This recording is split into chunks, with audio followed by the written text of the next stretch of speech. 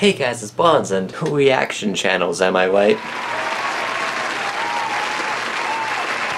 Back in 2016, a couple videos blew up talking about reaction channels and covering the many faults that a large majority of them faced. After that point, there was this big anti-reactionist movement, but it did die down after a couple months of it being sparked. But because of it dying down, the most egregious reaction channels slipped under the radar of the commentary community and are still operating to this day. One of those channels being Charmx, a reaction channel with around 450,000 subscribers.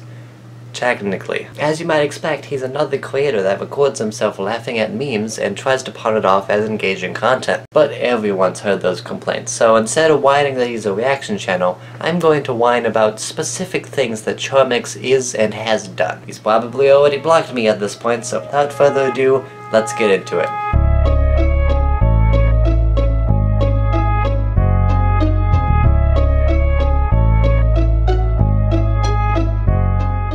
Remember like 20 seconds ago when I mentioned the anti-reactionist bandwagon of 2016? That memorable time in commentary history when everyone lambasted pretty much every reaction channel for being a hive mind of laziness?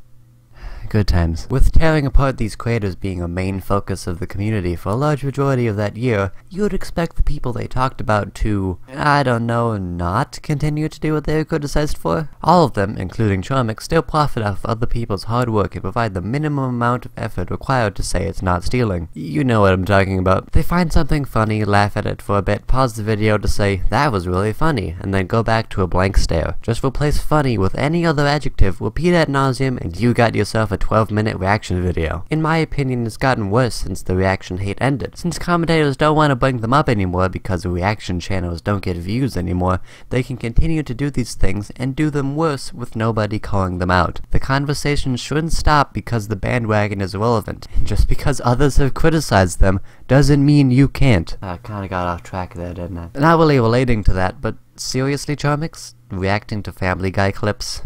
You do want to be taken seriously as a creator, right? Oh well. But since you like Family Guy so much, I got the perfect clip to represent what I think of your content.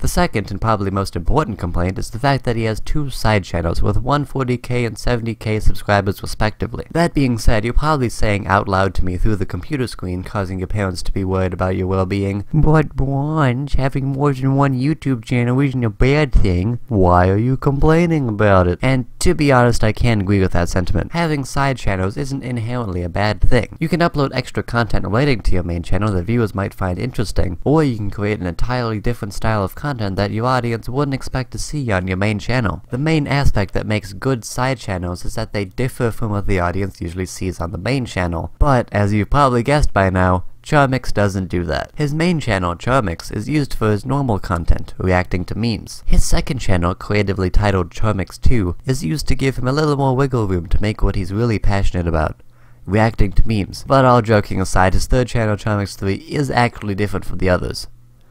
The channel banners are different, but actually, in all seriousness, this is a scummy move to play. He's completely negated the entire point of secondary channels by posting the exact same content on all three of them. And I'm even more disappointed because it wasn't even originally like this. His second channel was used to do those useless BuzzFeed quizzes, and he tries to play the third channel off as a place where he reacts to YouTube poops, even though he still does it on his main channel anyways. Sure, it was still lazy content, but at least it differed from what he was posting on his main channel. Now it's just the same reactions and the same style with the same formatting over and over again on three separate channels. What I take away from this is a man who's too lazy to make the kind of content that gets him what he wants, ad revenue. So he makes three monetized channels that do the exact same thing to toy with this sheep audience. It's the kind of thing a cartoon fat cat villain would do, except it's real, and it's being run by Shaggy. This is why we had to kill reaction channels, so they wouldn't have to resort to doing scummy practices like this. It was a mercy kill, to say the truth.